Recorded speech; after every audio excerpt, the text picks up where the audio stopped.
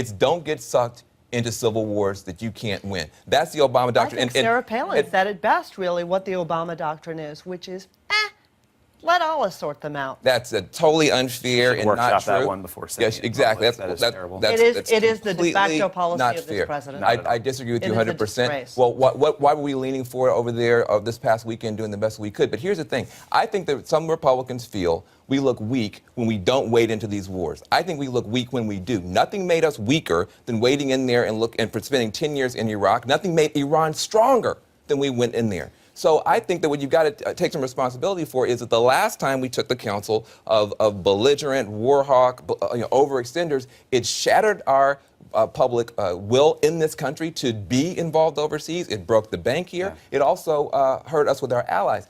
Don't you think that the coalition that we have built up, whether you're talking about Iran, if you don't like the Iranian coalition, you must like the efforts that we have with the Israelis and the Palestinians. Don't you think that the president deserves some credit for trying to move the ball forward? And don't you agree he inherited a mess?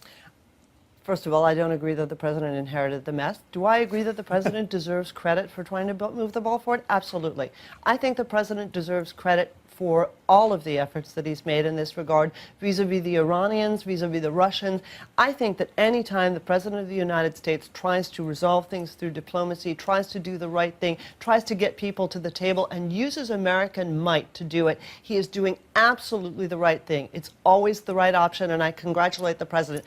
The problem is, when you view that as a substitute for policy, and when you view the outcome as indifferent. And that's our problem in Syria, that's our problem with Russia, that's our problem everywhere. Do you think the idea I put forward to at least get the world to rally around humanitarian aid and call the Russians bluff, you're either for a good solution there or not, do you think that's a good step forward or not? I think that it's a very nice idea. The problem is that in reality, we've got the Russians, those reset Russians, that successful foreign policy thing. That got us to start That's really great. They violated that. Oh, wait, separate topic. Let's not talk about that. We did not get the Russians to agree in the Security Council to actually have humanitarian corridors and deliver that food you want to deliver.